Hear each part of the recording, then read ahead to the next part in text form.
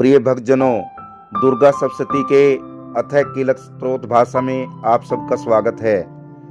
तो शुरू करते हैं अथय कीलक स्तोत्र। मार्कंडेय जी बोले, शुद्ध ज्ञान ही जिनका शरीर है तथा तीनों वेद ही तीन दिव्य चक्षु हैं, जो सुख प्राप्ति के हेतु हैं तथा अपने मस्तक पर अर्धचंद्र का मुकुट धारण करते हैं, उन भगवान शिव को नमस्कार है। मंत्रों का जो अभिकीलिक है, अर्थात मंत्रों की सिद्धि में विघ्न बाधा उपस्थित करने वाले साप रूपी कीलक का जो निवारण करने वाला है, उस स्त्रोत को संपूर्ण रूप से जानना व समझना चाहिए।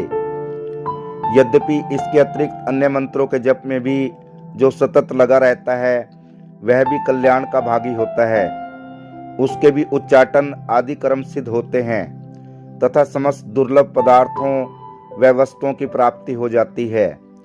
तथापि जो केवल इस स्त्रोत से ही देवी की स्तुति करते हैं, उनकी स्तुति मात्र से देवी सिद्ध हो जाती हैं। उन्हें अपनी कार्य सिद्धि के लिए मंत्र, औषधि तथा अन्य किसी साधन के प्रयोजन की आवश्यकता नहीं रहती। बिना जप के ही उनके उच्चाटन आदि समस्त अभिचारिक कर्म सिद्ध हो जाते हैं।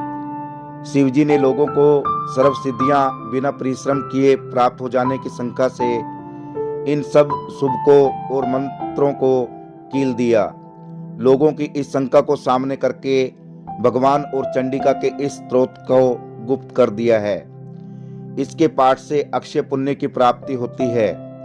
अन्य मंत्रों का जाप करने वाला पुरुष भी यदि इस स्त्रोत के जप का अनुष्ठान कर ले, तो वह भी पूर्ण रूप से कल्याण का भागी होता है। इसमें नाम मात्र भी संदेह नहीं है।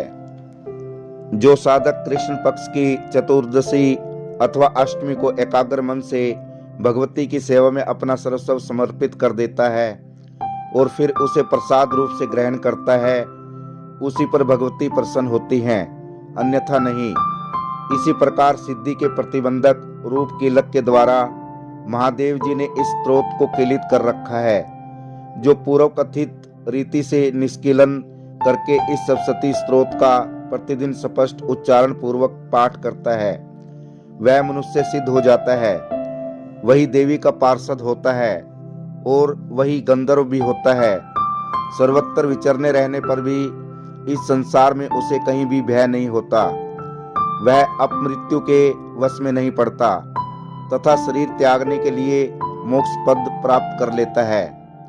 अतः कीलन को जानकर उसका परिहार करके ही सप्तशती का पाठ आरंभ करें। जो ऐसा नहीं करता उसका नाश हो जाता है। इसलिए कीलक और निष्कीलन का ज्ञान प्राप्त करने पर ही स्तोत्र निर्दोष होता है और विद्वान पुरुष इस निर्दोष स्तोत्र का ही पाठ आरंभ करते हैं। स्त्रियों में जो कुछ भी सौभाग्य आदि दृष्टिगोचर होता है, वह सब देवी के प्रसाद का ही फल है। अतः इस कल्याण में स्तोत्र का सदा जप करना चाहिए।